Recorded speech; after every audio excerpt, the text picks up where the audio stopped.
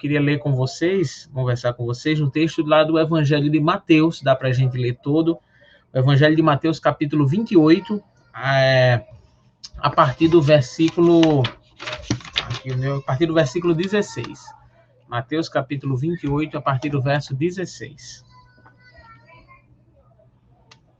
Isso, Mateus 28, a partir do verso 16. Vou aproveitar para ler, então, na tela aqui. Olha só, a gente vai ler do 16 até o 20.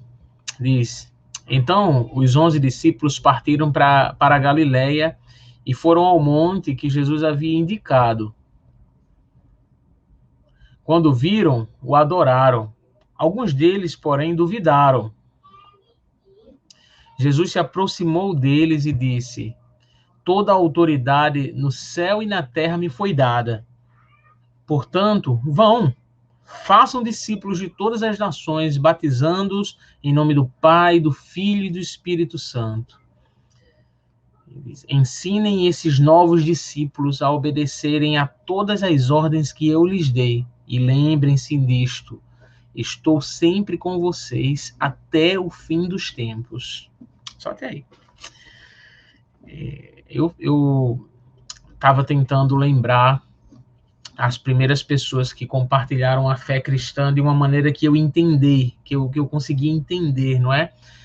Porque como a gente vive num país que todo mundo meio que já nasce cristão, não é? Dentro de uma perspectiva católica, uma grande maioria, muitos já nascem também dentro de uma casa onde a família ela é de profissão evangélica, né? Professa a fé evangélica. Então, meio que a gente de tabela já tem um contato com o cristianismo, já conhece. Porém, apresentar realmente o evangelho é diferente. Quando a gente tem um encontro com o evangelho, quando nós entendemos o evangelho, isso é totalmente diferente. Eu estava tentando lembrar ao longo da minha vida e também vendo com outras pessoas como essas pessoas, como nós fomos alcançados pelo evangelho. Por exemplo, você que está assistindo agora aí, quem evangelizou? A gente usa essa terminologia mais popular, né? Quem evangelizou você? Quem te apresentou o evangelho? Mas mais do que isso, não só de apresentar o evangelho, quem discipulou você? Tiveram pessoas que tiveram a oportunidade de ter um discipulado mais consistente, sentar com alguém, aprender da Bíblia, caminhar juntos. Tiveram pessoas que foram só até um tempo à igreja, não é? Foram na igreja, no templo, e lá no templo participavam de uma sala de discipulado, não é? Muito comum, por exemplo, nas igrejas batistas mais antigas, mais históricas, nós termos salas de discipulados para novos convertidos. Tinha aquela sala só que os novos convertidos iam, e lá eles eram discipulados. E a gente, claro, que tem entendido isso, e graças a Deus muitas pessoas têm entendido de que o discipulado, de que a apresentação do evangelho, ela é muito mais do que isso, né? Ela é muito mais do que apenas um estudo num domingo pela manhã. O discipulado, ele requer uma caminhada que a gente faz com as pessoas, e aprender sobre discipulado, aprender sobre exatamente o partilhar da fé é desafiador. Cada um de nós teve a experiência de alguém que nos apresentou o evangelho, e a gente foi entendendo melhor o evangelho ao longo da nossa caminhada com Cristo, não é verdade? E eu sempre lembro com carinho das pessoas que me ensinaram, das pessoas nas quais eu aprendi sobre o evangelho, e cumprindo a missão do Senhor Jesus de também poder compartilhar sobre a fé cristã e fazer discípulos do Senhor Jesus. Lembra que quando a gente faz discípulos, não é uma posse, eu vou fazer meus discípulos como se fosse minha propriedade. Não, nós somos chamados a fazer discípulos para o Senhor Jesus, discípulos de Jesus, porque nós também somos discípulos de Jesus. O texto que nós lemos, ele é, assim, maravilhoso, não é? Esse finalzinho aqui do Evangelho de Mateus, eu fico encantado, porque há uma história aqui interessante, né? Vocês percebem que os discípulos, eles caminham, eles saem de algum lugar, não é? Como diz no verso 16. Então, os 11 partiram para a Galileia e foram ao monte que Jesus havia indicado. Jesus já tinha dito a eles onde eles iam estar. E eles vão até Jesus. E aí Jesus vai se aproximando deles, não é? Quando o viram, o adoraram, alguns, porém, duvidaram. Rapaz, será que é ele mesmo? Mas era. E aí o texto diz no versículo 18 que Jesus se aproxima deles. Então, deve ter sido um momento bacana. Eu gosto de ficar viajando, não é? Mas viajando assim de uma forma correta, vendo o que o texto está dizendo, imaginando essa cena. Os discípulos, esses 11, se deslocam até onde Jesus tinha indicado para eles. Era no monte, Jesus vai se aproximando deles. Alguns vêm de longe, duvidaram, mas depois todos se renderam ali ao Senhor Jesus, o adoraram. E Jesus começa então a falar para eles dessa missão, desse discipulado, do que nós precisamos viver e fazer, tá bom? E eu queria... É tão simples, o texto é tão claro, que não tem muito o que a gente inventar. Na verdade, não se deve inventar. O texto é muito claro nas suas colocações aqui. Eu queria exatamente compartilhar com vocês algumas questões desse texto. Jesus nos pede, né? A gente aprende isso no versículo 19, eu vou reler ele com vocês aqui. Jesus nos pede para ir. Vão, indo, vão. Olha o que diz o versículo 19. Portanto, vão. Algumas traduções, ide. Vão e façam. Só queria pegar essa expressãozinha assim, portanto, vão. É a palavra que boa parte das traduções traz. Então, ide. Mas, na verdade, seria melhor a tradução dela, indo. Vão, saiam. Olha, agora vocês voltem. Vão viver a vida de vocês. E isso é muito importante, sabe, aprendermos sobre isso por algumas questões, meus irmãos. Por quê? Jesus nos chama para viver. Jesus nos convida e nos pede para ir, indo, ou seja, realizando as coisas que nós fazemos na nossa vida, como estudar, trabalhar, construir nossa família. Jesus diz, vivam, vão. Agora façam as coisas que precisam fazer. Enquanto estão fazendo, porque tem pessoas que têm um entendimento, não, compartilhar a fé é meio que abandonar tudo que a gente tem que fazer, tenho que abandonar trabalho, tenho que abandonar a escola, tenho que abandonar a faculdade. E não é assim que o Senhor Jesus ensina. Eu não estou falando de experiências pessoais, onde tiveram pessoas que já deixaram seus trabalhos para poder servir ao Senhor e fazer discípulos em lugares distantes e viverem exclusivamente desse trabalho para o Senhor. Isso são experiências pessoais. Mas essa ordem aqui não é para pessoas que recebem esse chamado específico de Deus. Essa ordem aqui, Jesus está dando para os 11, mas está nos ensinando de forma geral, essa aplicação que a Bíblia tem em todos os tempos, pedindo para que a gente vá, para que a gente se desloque, para que a gente saia.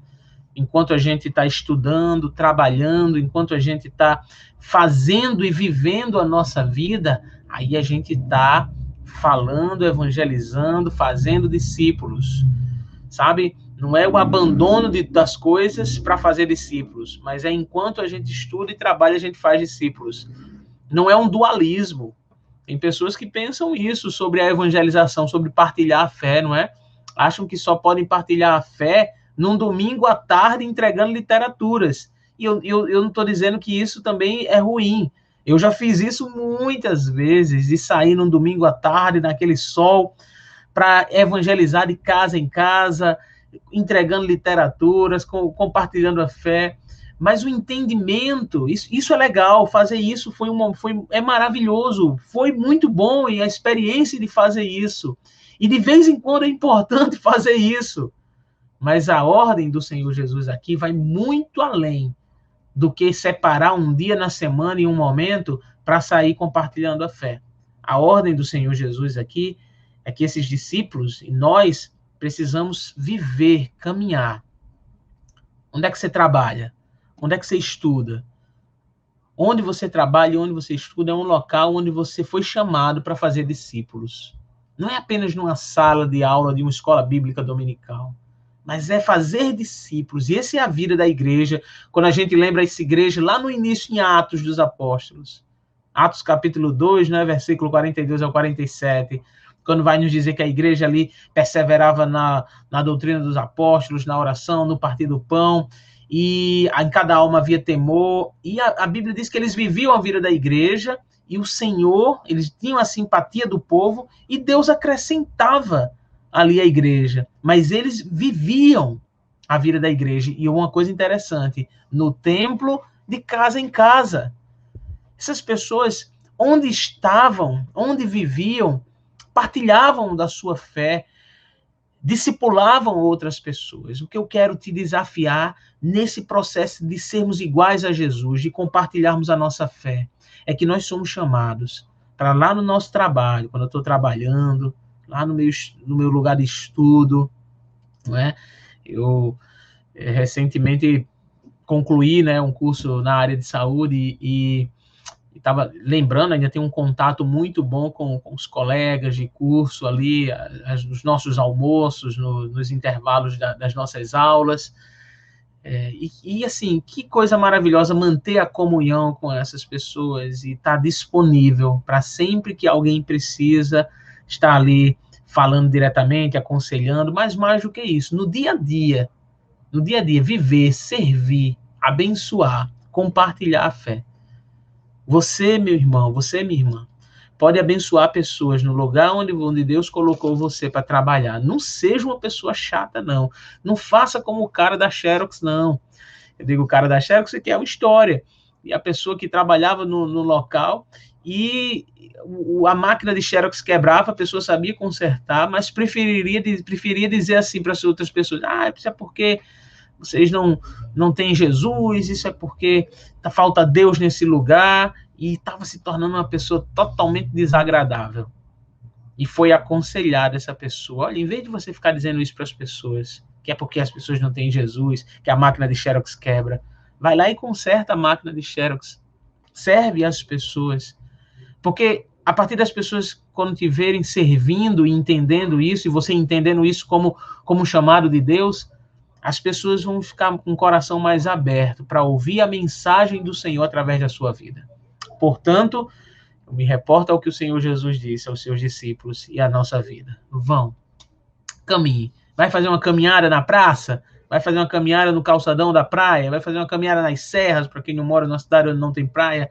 Minha amiga, onde você caminhar, onde você for, seja um discípulo. E lá você vai ter a oportunidade de fazer discípulos, pode ter certeza, de evangelizar, de falar da sua fé, das pessoas olharem para você, de te perguntarem também sobre isso. Só caminhe, só andes e veja que o Senhor vai dar a oportunidade para que isso aconteça. Tá bom? Então, essa é uma primeira verdade que o Senhor Jesus está ensinando aqui aos seus discípulos, mas deixa eu compartilhar uma outra verdade aqui.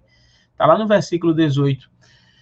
Nós podemos ter certeza que anunciamos o evangelho por causa do poder de Jesus. Eu fico maravilhado com isso. O versículo 18 diz, Jesus se aproximou deles e Jesus disse isso. Antes até de pedirem para que eles fossem, Jesus disse, toda a autoridade no céu e na terra me foi dada.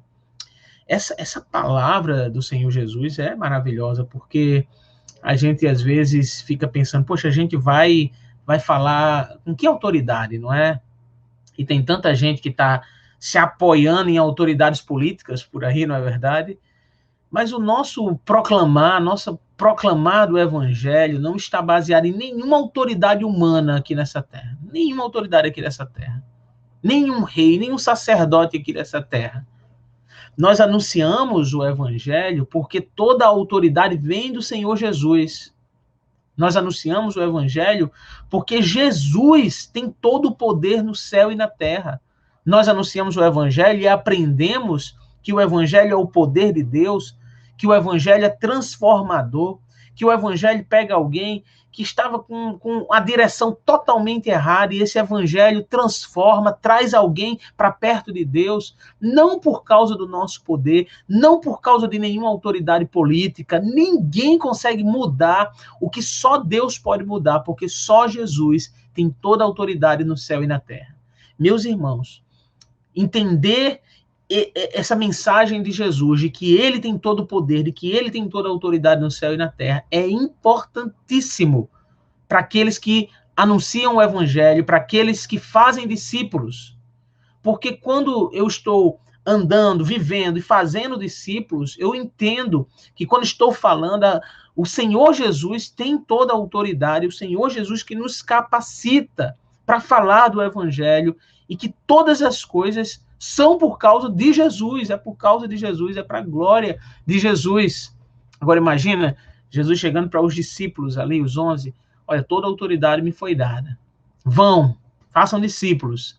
E o Senhor Jesus nos ensina isso. Toda a autoridade foi dada a ele. Portanto, vão, façam discípulos.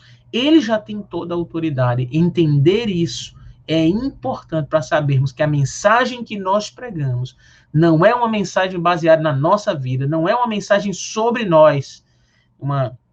Tem uma canção muito bonita de uma cantora chamada Lorena Chaves, né? Quando ela fala que ela canta uma canção bonita e fala sobre uma carta viva, né? E ela diz, porque essa carta que eu levo é uma carta que não fala nada sobre mim. Claro que de uma maneira muito bonita e metafórica, falando de que é o Evangelho. E realmente o Evangelho não é uma mensagem sobre a minha vida. A minha vida pode demonstrar o Evangelho, mas é uma mensagem sobre o que Cristo fez na minha vida, porque Ele tem toda a autoridade, todo o poder nos céus e na terra. Que coisa maravilhosa. Então, no partilhar da fé, que faz parte do discipulado, a gente aprende que a gente tem que ir, viver, estudar, trabalhar, caminhar, fazer o que a gente precisa fazer. E enquanto a gente faz isso, a gente está fazendo discípulos. E a gente está na autoridade do nome de Jesus, porque Ele tem toda a autoridade no céu e na terra. Mas deixa eu compartilhar uma outra verdade, tá certo? E aí está lá no versículo 19 e no versículo 20, sobre o nosso dever. Já falei sobre isso, mas é o nosso dever de fazer discípulos. Nosso dever é fazer discípulos. Quero reler isso com vocês aqui. Portanto, vão, façam discípulos de todas as nações, eles batizando-os em nome do Pai, do Filho e do Espírito Santo. E o 20. Ensine esses novos discípulos a obedecerem a todas as ordens que eu lhes dei. Só até aí. Nós somos chamados para fazer discípulos. É muito interessante, não é? Porque o Evangelho, ele não é uma religião. Entender o Evangelho e receber o Evangelho não é uma troca de religião. Eu queria falar isso com você, para você. Tem muitas pessoas que acham isso, né? Eu era de tal religião e agora sou evangélico. O Evangelho é mais do que isso. Porque se você mudar de religião, talvez não mude a vida. Talvez não mude de vida. E quando eu digo mudar de vida, não tem nada a ver com essa prosperidade que se prega por aí. Mudar de vida é o que Paulo nos ensina lá em Romanos capítulo 12, de que nós precisamos ser transformados pela renovação da nossa mente. Mudar de vida é ter uma mentalidade transformada pelo Evangelho. É se antes o meu pensamento sobre as coisas não tinha Jesus como Senhor, é trazer Cristo para ser Senhor de todas as coisas da minha vida. Então Jesus está nos pedindo aqui para a gente ir e fazer discípulos. Não é dizer para as pessoas mudarem de religião, olha, vai lá na minha igreja. O convidar para ir à igreja é um detalhe muito pequeno que não representa o que o Evangelho faz. Fazer discípulo é caminhar junto com as pessoas. Jesus está dizendo para os 11 ali, e nos dizendo aqui também, e dizendo aos cristãos em todos os tempos, que eles são chamados para fazer discípulos. Ou seja, eles são chamados para caminhar junto com aqueles que Deus coloca perto deles. Eles são chamados para chorar com aqueles que estão chorando. Eles são chamados para se alegrar com aqueles que se alegram. São chamados para compartilhar a vida. São chamados para ensinar as pessoas quem é Jesus, sobre a obra de Jesus, e também fazer com que essas pessoas façam novos discípulos. O Senhor Jesus deixa muito claro isso, não é? Ensinem esses novos discípulos a obedecer a ordem que eu lhes dei. Ensinando teoricamente, mas caminhando com eles também. Gente, partilhar a fé é viver. A fé cristã não é uma fé morta. A fé cristã não é uma fé baseada apenas no estudo teórico. A fé cristã requer prática, requer vida, requer perdão, requer experimentar a graça de Deus.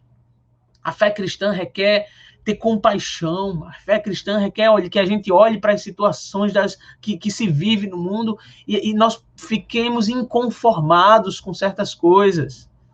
E a fé cristã me pede para caminhar junto com você. A fé cristã me pede para me importar com a sua vida. A fé cristã me pede para a gente compartilhar a nossa vida, sabe?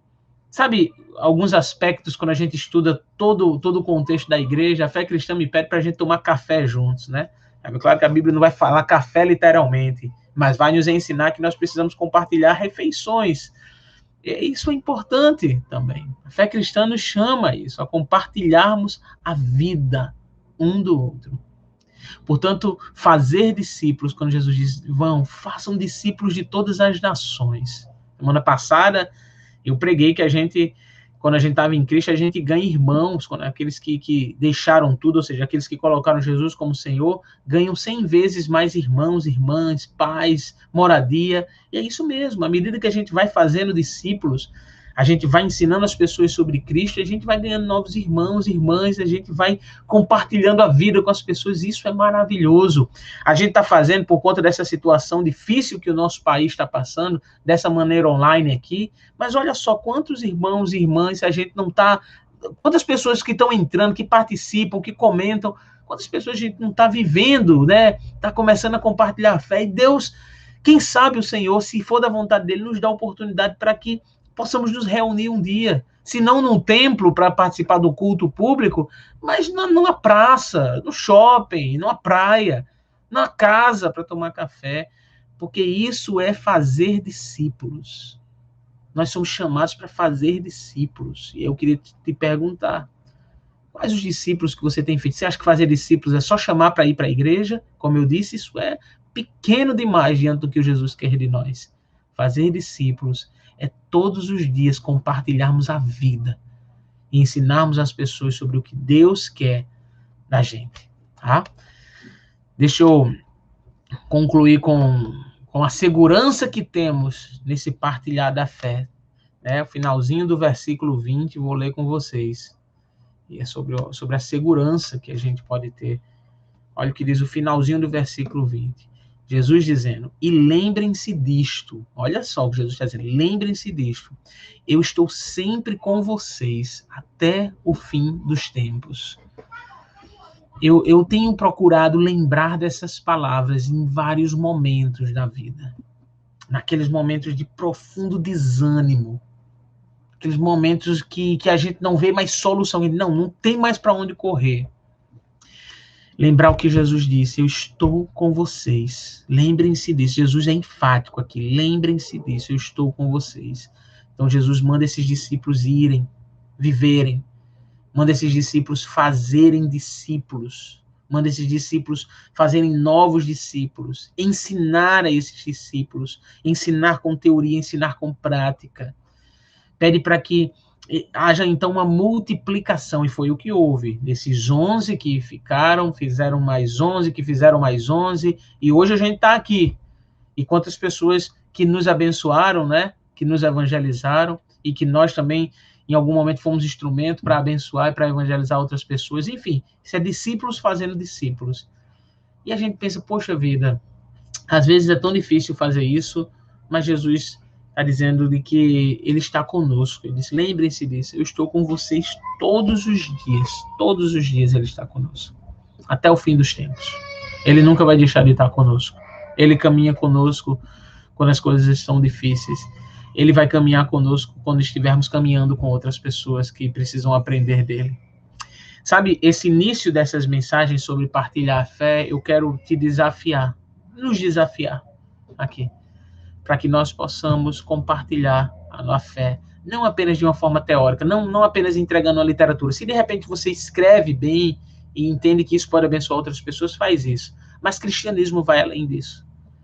Compartilhar a fé é sentando com alguém. Compartilhar a fé é vivendo a vida com alguém. É no dia a dia com as pessoas. Quem Deus tem colocado perto de você? Seus vizinhos, seus colegas de trabalho, seus colegas de escola, de faculdade. Quem são as pessoas que Deus tem colocado perto de você? Você é responsável por fazer discípulos.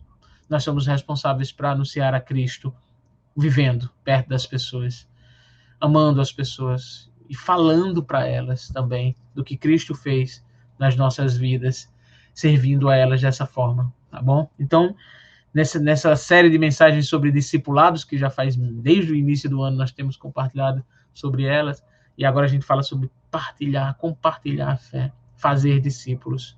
Faça discípulos. Faça discípulos do Senhor Jesus. Não posse sua, não para sua propriedade. Discípulos para que aprendam de Jesus e esses possam fazer outros discípulos. Isso é o que é mais importante, é o que vai ficar. Daqui a 300 anos, se Jesus não voltar, eu acredito que nenhum de nós que está assistindo agora vai assistir depois, só se for, né, muitos anos depois, vai estar vivo. Mas aquilo que nós fizemos para o Senhor vai permanecer. Como assim?